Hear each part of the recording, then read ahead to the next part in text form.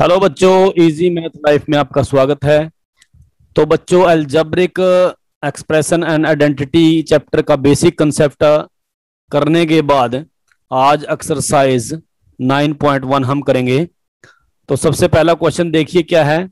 इस क्वेश्चन में बच्चों हमारे पास एक्सप्रेशन दिए गए हैं, तो उन एक्सप्रेशन में हमें क्या बताना है, आइडेंटिफाई करना है टर्म को और उनके कोफिशिएंट को। ठीक है, तो एक एक करके देखो बच्चों, करते हैं। सबसे पहले जो फर्स्ट एक्सप्रेशन क्या है, 5xy z² -3zy। अब इसमें देखो बच्चों टर्म कितनी है, सबसे पहले हम लिखेंगे टर्म। टर्म्स क्या है इसमें, एक टर्म तो है ये देखो, और एक टर्म ये है। ठीक है, तो पहले वाली टर्म को लिखेंगे पहले 5xy z² और उसके बाद -3zy। तो इसमें टू टर्म हो जाती है बच्चों, क्या हो जाती है, टू टर्म। और टू टर्म वाले को क्या बोलते हैं, बाइनोमियल। ठीक है, क्या बोलते हैं, बाइनोमियल एक्सप्रेशन। उसके बाद इसमें कोफिशिएंट बताना है बच्चों। ठीक है, यहां लिखेंगे हम कोफिशिएंट। तो इसमें देखो जो टर्म है बच्चों, टर्म के साथ जो न्यूमेरिकल फैक्टर मल्टीप्लाई हुआ है, ये देखो ये हमारी टर्म है, फर्स्ट टर्म है। तो इस फर्स्ट टर्म में क्या न्यूमेरिकल फैक्टर है, 5। तो यहां पर 5 इसका कोफिशिएंट हो जाता है। और इस टर्म में जो न्यूमेरिकल फैक्टर कौन सा मल्टीप्लाई हुआ है, -3। तो ये -3 इसका कोफिशिएंट हो जाता है। ठीक है बच्चों, तो ये पहला हमारा एक्सप्रेशन था। ठीक है, उसके बाद बच्चों सेकंड करते हैं। देखो सेकंड पार्ट में 1 + x + x²। अब इसमें बच्चों पहले हम लिखेंगे टर्म्स। टर्म क्या है बच्चों इसमें देखो, एक टर्म है 1। ठीक है, फिर उसके बाद टर्म कौन सी है, दूसरी टर्म है x, और तीसरी टर्म है बच्चों x²। ठीक है, अब इनके कोफिशिएंट बताने हैं बच्चों। कोफिशिएंट को हिंदी में हम बोलते हैं गुणांक। ठीक है, तो टर्म इस टर्म के साथ क्या मल्टीप्लाई है बच्चों, 1। ठीक है, वैसे तो यहां पर न्यूमेरिकल फैक्टर ही 1 है। ठीक है बच्चों, उसके बाद जो x है, x के साथ क्या मल्टीप्लाई है, 1 है। ठीक है, और इसमें x² का जो न्यूमेरिकल फैक्टर क्या है, वो यहां भी 1 है। तो हमारा ये 1 1 1 हमारा क्या बन जाता है बच्चों, कोफिशिएंट आ जाते हैं इसके। ठीक है, उसके बाद है ये देखिए, इसको हम नेक्स्ट पेज पर करते हैं। 4x² y²। यहां लिखते हैं बच्चों 4x² y² माइनस क्या है, 4x² y² z²। 4x² y² z², और उसके बाद क्या है बच्चों, +z², +z²। ठीक है बच्चों, तो ये है। अब यहां इस एक्सप्रेशन में सबसे पहले फिर आपको क्या बताना है, टर्म्स बतानी है। टर्म कौन कौन सी है बच्चों, यहां पर सबसे पहली टर्म ये है हमारी, तो इसको लिखेंगे 4x² y²। फिर उसके बाद ये टर्म है, अगर बीच में माइनस किया है तो माइनस भी लिखना है बच्चों। ठीक है, 4x² y² z²। कई बच्चे माइनस को छोड़ देते हैं। उसके बाद है प्लस, जो प्लस किया है उसके आगे प्लस का साइन लगाने की जरूरत नहीं होती, ऑलरेडी वो प्लस का ही होता है। ठीक है, उसके बाद टर्म आ जाती है। अब इन्हीं टर्म के हम कोफिशिएंट निकालेंगे बच्चों। तो अब देखो इस टर्म का जो कोफिशिएंट है वो क्या है, 4 है। ठीक है, और इस टर्म का कोफिशिएंट क्या है बच्चों, -4 है। यहां लिखेंगे -4। और इसका कोफिशिएंट क्या है बच्चों, 1। तो इसका होगा 1। ठीक है बच्चों, तो न्यूमेरिकल फैक्टर है जो, वही क्या होगा बच्चों, कोफिशिएंट होगा। ठीक है, अब लास्ट देखो, ऐसे ही आपको ये क्वेश्चन है बच्चों, ये अपने आप करने हैं। ठीक है, ये देखो, अब इनको भी हम चलो कर लेते हैं, ये वाला हम करते हैं चलो। ठीक है, fifth question, x/2 + y/2 -xy। देखिए x/2 + y/2 -xy। ठीक है, दोबारा से देख लेते हैं, x/2 + y/2 -xy, ये हमारा ठीक है, तो इसको देखो बच्चों, इसमें कितनी टर्म है। सबसे पहले हम क्या लिखेंगे, टर्म लिखेंगे। तो टर्म है हमारी x/2, उसके बाद है y/2, उसके बाद है -xy। ठीक है, उसके बाद फिर क्या लिखेंगे, कोफिशिएंट। तो कोफिशिएंट क्या होगा बच्चों, यहां पर x का कोफिशिएंट क्या है, x किसके साथ मल्टीप्लाई हुआ है। तो अगर मैं इसको फैक्टर बनाऊं तो ये 1/2 इंटू एक्स ऐसे लिख सकते हैं। ठीक है, 1/2 इंटू एक्स। और इसको भी अगर बनाए तो 1/2 इंटू वाई। ठीक है बच्चों, तो x के साथ क्या है बच्चों, 1/2, तो 1/2 क्या हो गया, इसका कोफिशिएंट हो जाता है। ठीक है, यहाँ y का क्या कोफिशिएंट है, 1/2, और एक्स वाई का कोफिशिएंट यहाँ पर क्या है बच्चों, -1। ठीक है, तो ये हो जाता है हमारा -1। ठीक है, तो आप कंफ्यूजन में बिल्कुल नहीं पड़ना बच्चों, इसके फैक्टर करके आप निकाल सकते हो। तो ये क्वेश्चन थे। तो नेक्स्ट क्वेश्चन हम बच्चों करेंगे सेकंड क्वेश्चन। तो यहां पर हमारे पास एक्सप्रेशन दिए हुए हैं काफी सारे, और इनमें बच्चों में ये दिखाना है कि पॉलिनोमियल कौन है। ठीक है, उनमें मोनोमियल क्या है, बाइनोमियल कौन कौन से हैं, ट्राइनोमियल कौन कौन से हैं। ठीक है, समझ में आया। और which polynomial do not fit in any of these 3 category, और कौन सा पॉलिनोमियल इन तीनों में नहीं आता। ठीक है, पॉलिनोमियल तो सारे हैं, पॉलिनोमियल क्या है बच्चों, सारे हैं। ठीक है, तो अब देखो जैसे एक एक करके करते हैं। सबसे पहले हम लेते हैं x+y। ठीक है, तो x+y में कितने टर्म है, यहां पर हम लिखेंगे बच्चों टर्म, उसके बाद यहां लिखेंगे क्लासिफिकेशन। ठीक है, क्लासिफिकेशन। ठीक है, अब देखो x+y में कितनी टर्म है, x और y टर्म है। ठीक है, तो कितनी टर्म होगी बच्चों, 2 टर्म। यहां क्या लिखेंगे, 2 टर्म। और 2 टर्म वाले को क्या बोलते हैं बच्चों, बाइनोमियल। ठीक है, क्या बोलते हैं, बाइनोमियल। ठीक है बच्चों, उसके बाद ये देखो 1000 को लिखेंगे। अब 1000 में कितनी टर्म है, 1000 ही है। ठीक है, यानी कि 1 टर्म है। कितनी है बच्चों, 1 टर्म। और 1 टर्म वाले को क्या लिखते हैं बच्चों, मोनोमियल। ठीक है, क्या लिखते हैं, मोनोमियल। ठीक है, उसके बाद नेक्स्ट देखो ये लेंगे हम, ये कितना आ गया, x+x² + x⁴ इसमें बच्चों देखो कितने टर्म है, 1 2 3 4। टर्म को लिखेंगे पहले x², फिर उसके बाद x3, फिर उसके बाद x4। ठीक है, कितनी टर्म होगी बच्चों, 4 टर्म होगी। और 4 टर्म को क्या लिखेंगे हम यहाँ पर बच्चों, यहाँ लिखेंगे पॉलिनोमियल। ठीक है, ये है पॉलिनोमियल। तो पॉलिनोमियल है बच्चों, ना तो ये मोनोमियल है, ठीक है, ना बायनोमियल है ये, ना ट्राइनोमियल है। तो ये आएगी बच्चों नोट, यहां लिखेंगे हम नोट फिट इन एनी, ठीक है, ऑफ 3 कैटेगरी। 3 कैटेगरी में तो नहीं है ना ये। ठीक है बच्चों, तो 3 कैटेगरी कौन सी है, मोनोमियल, ये देखो ऊपर देखो, ये मोनोमियल, उसके बाद है बाइनोमियल, और उसके बाद है ट्राइनोमियल। इनमें नहीं है। ठीक है, ये तो कितनी टर्म है इसमें, 4 टर्म है। तो ये किस में आएगी बच्चों, पॉलिनोमियल में आएगी। ऐसे हम यहां देखेंगे बच्चों, इसमें कितनी है बच्चों, यहां देखो 1 2 3, तो 3 टर्म है, तो इसको बोलेंगे ट्राइनोमियल। क्या है बोलेंगे बच्चों, ट्राइनोमियल। यहां पर देखो नेक्स्ट, इसको देखो, इसमें कितनी है बच्चों टर्म, इसमें 2 टर्म है। ठीक है, इसमें कितनी है, 2 टर्म है, बाइनोमियल।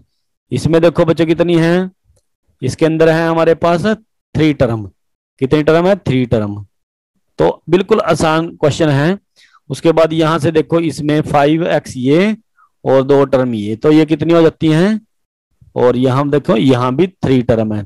ठीक है, ऐसे ही यहां इसमें देखो बच्चों, इसमें कितनी है, 4z।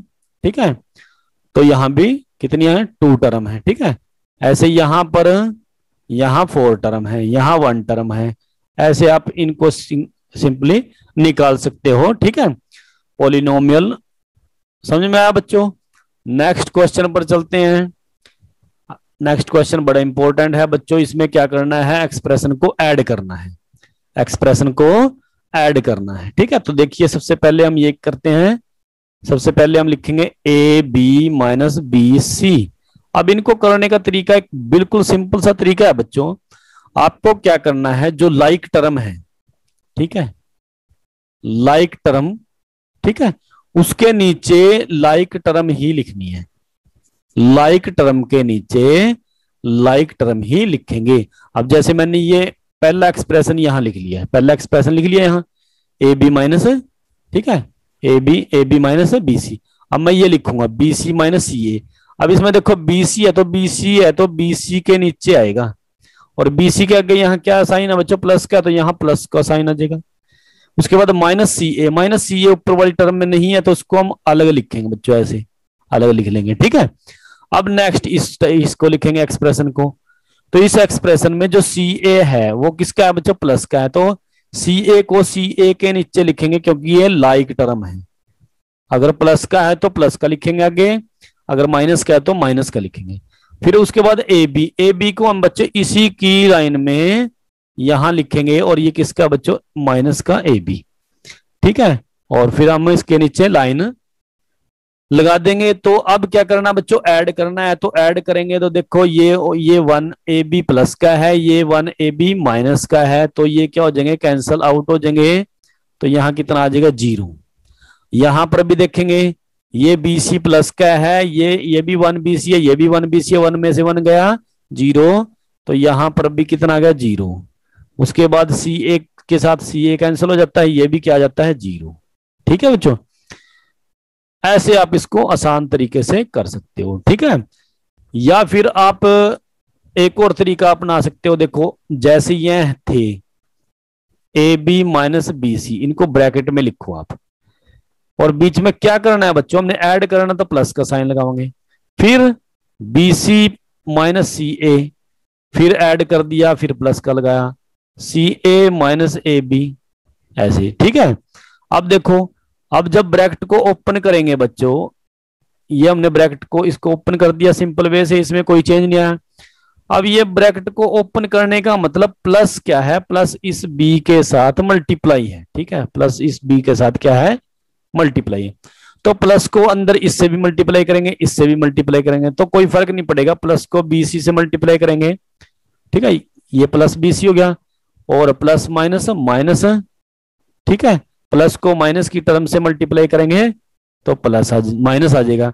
अब देखो ये फिर प्लस है, ये ब्रैकेट कब ओपन होगी, जब इस प्लस को इसके प्लस से मल्टीप्लाई करेंगे, तो यहां प्लस आ जाएगा, कितना आ गया, सी ए। अब इस प्लस को फिर हमने इस माइनस के साथ मल्टीप्लाई करना, तो माइनस आ गया ए बी, ठीक है। अब यहां देखो सबसे पहले ए बी प्लस का है बच्चों यहां, और ए बी माइनस का है, तो ये कट जाएंगे। ये बी सी यहां माइनस का है, बी सी प्लस का, ये भी कट जाएंगे। सी ए माइनस का, सी ए प्लस का, ये भी कट जाएंगे। तो आंसर क्या है हमारे पास, है 0 आंसर आ गया, ठीक है बच्चों, सेम आंसर है। तो 2 मेथड हैं इसको करने की।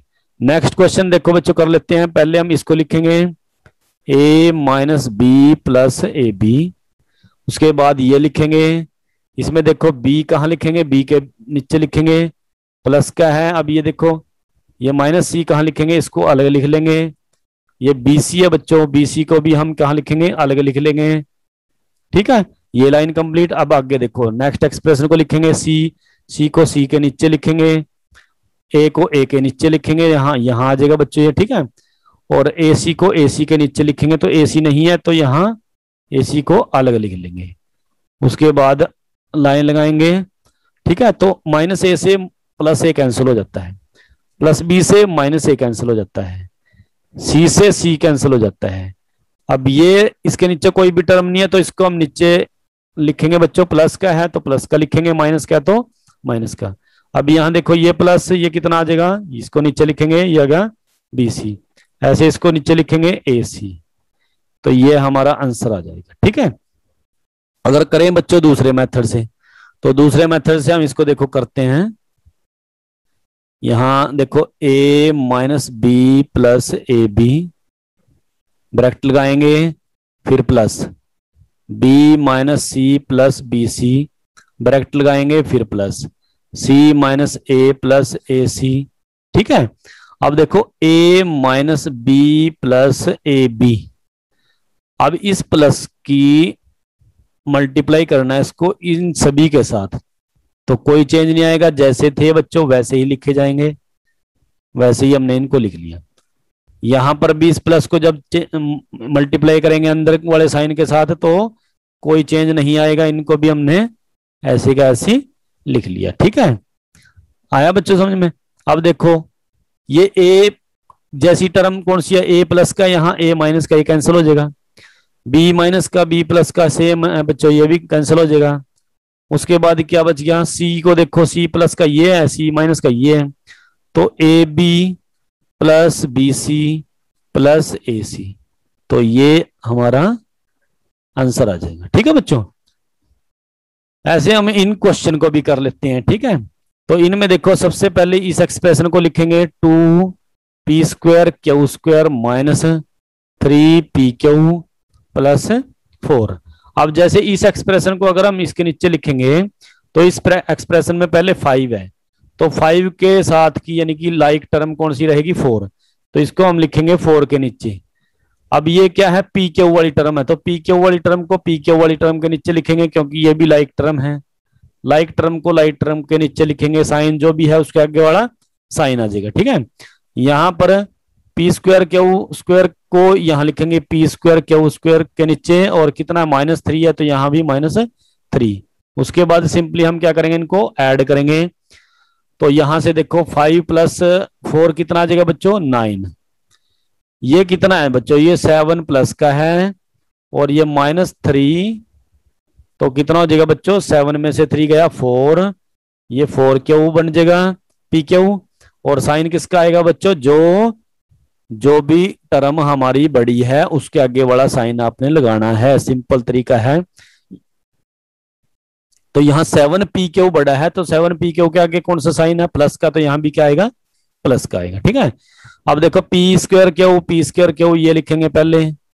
ठीक है, अब 3 प्लस का, ये माइनस का, ये माइनस का है, ये प्लस का है, तो क्या हो जाएंगे, सब्ट्रैक्ट करेंगे, 3 में से 2 गया 1, साइन कौन सा लगेगा बच्चों, माइनस का, क्योंकि ये रकम, अब इसको देखना माइनस को भी ये बड़ा है। ठीक है, तो बस ये न्यूमेरिकल फैक्टर बिना साइन के देखना है कि कौन सा बड़ा है, उसके आगे वाला साइन इसमें आ जाएगा। ठीक है बच्चों, तो ये आंसर आ जाएगा हमारा।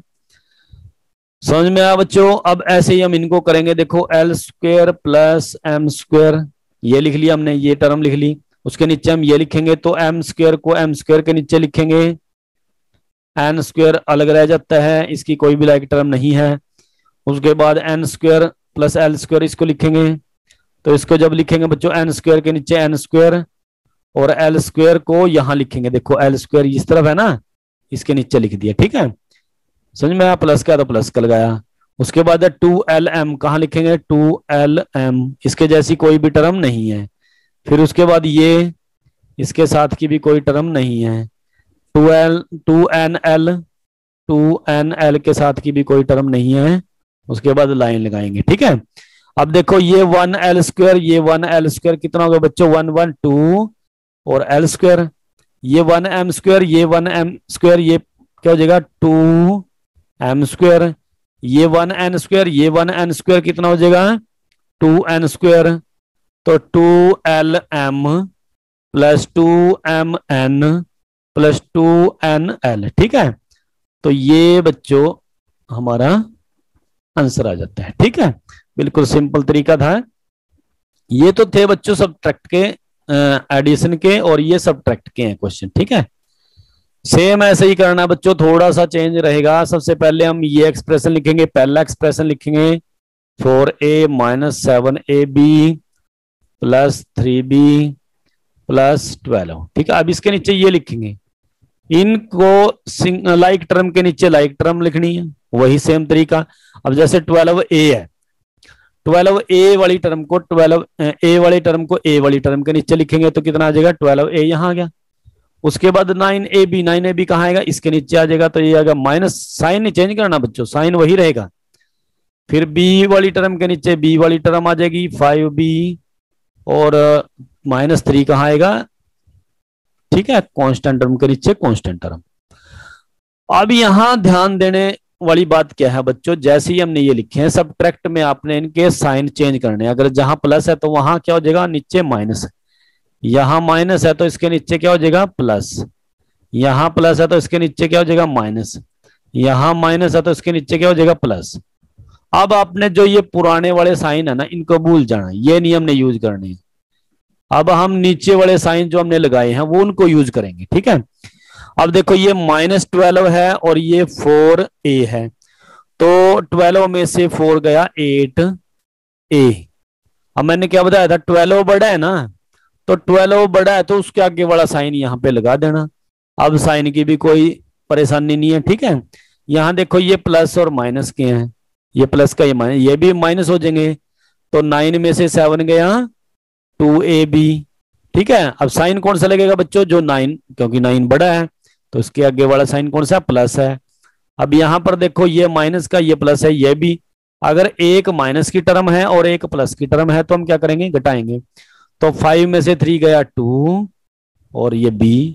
अब यहां कितना आ गया, ये 5 बड़ा है तो 5 बड़ा है, तो यहां इससे आगे क्या है, माइनस साइन है। ये दोनों प्लस प्लस के जुड़ जाएंगे बच्चों, इनको जोड़ देंगे हम, कितना हो जाएगा ये 15। तो ये आंसर आ जाता है, ठीक है बच्चों। बस आपको एक बात यहां पर याद रखनी है कि लाइक टर्म के नीचे लाइक टर्म ही लिखेंगे, ठीक है। अब यहां देखो, पहले हम ये एक्सप्रेशन लिखेंगे 3xy प्लस 5yz -7zx, ठीक है। अब देखो, जब जैसे ही हम दूसरी टर्म को लिखते हैं ना, तो क्या करेंगे, लाइक टर्म को लाइक टर्म के नीचे, यानी कि 5xy को यहां लिखेंगे 5xy के नीचे, xy के नीचे xy, yz के नीचे yz, zx के नीचे zx। और ये वाली टर्म हमारे पास इस तरह की कोई भी नहीं है तो इसको हम अलग लिखेंगे 10xyz। उसके बाद साइन चेंज करेंगे, क्योंकि सब्ट्रैक्ट कर रहे हैं, यहां माइनस आ जाएगा, ठीक है। यहां प्लस आ गया, यहां प्लस आ गया, ये माइनस आ गया, ठीक है।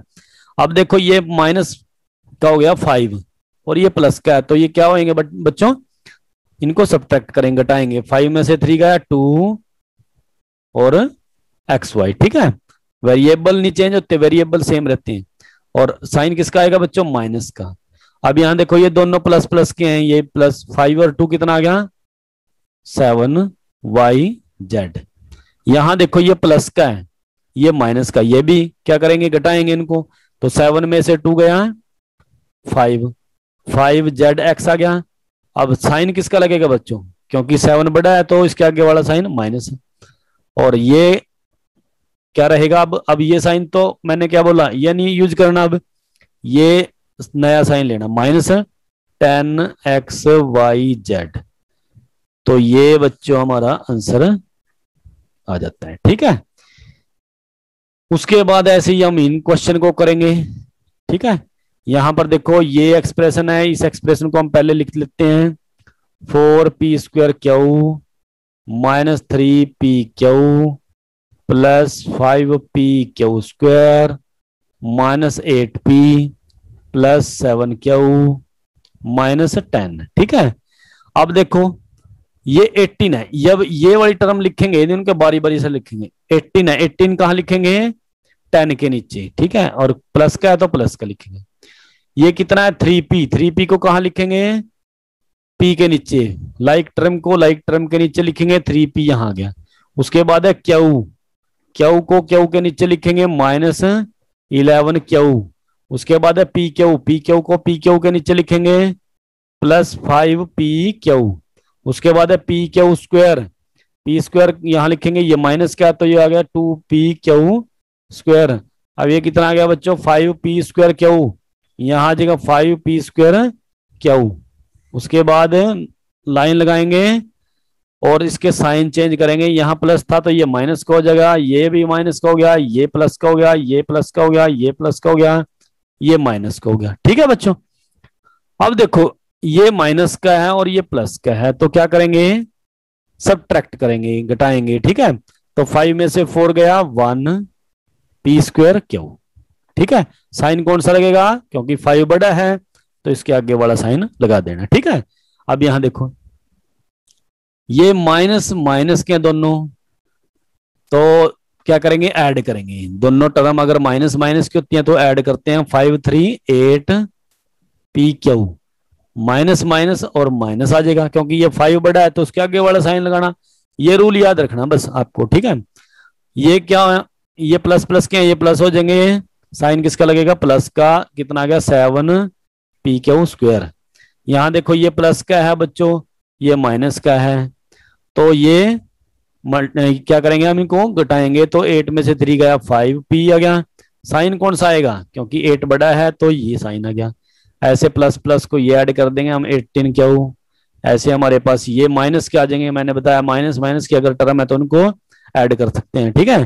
तो ऐड करेंगे तो ये कितना आ गया, 28। साइन कौन सा लगेगा बच्चों, जो बड़ी टर्म है उसके आगे वाला साइन, उसके आगे क्या है, माइनस है। तो ऐसे बच्चों आप इनको आसानी से कर सकते हो, ठीक है। तो बच्चों ये थी 9.1 एक्सरसाइज। तो इसके बाद हम करेंगे 9.2 एक्सरसाइज। तो आप देख रहे थे बच्चों इजी मैथ लाइफ। तो चैनल को बच्चों सब्सक्राइब करना ना भूलें, लाइक करें, शेयर करें, कमेंट करें, ठीक है। Thank you.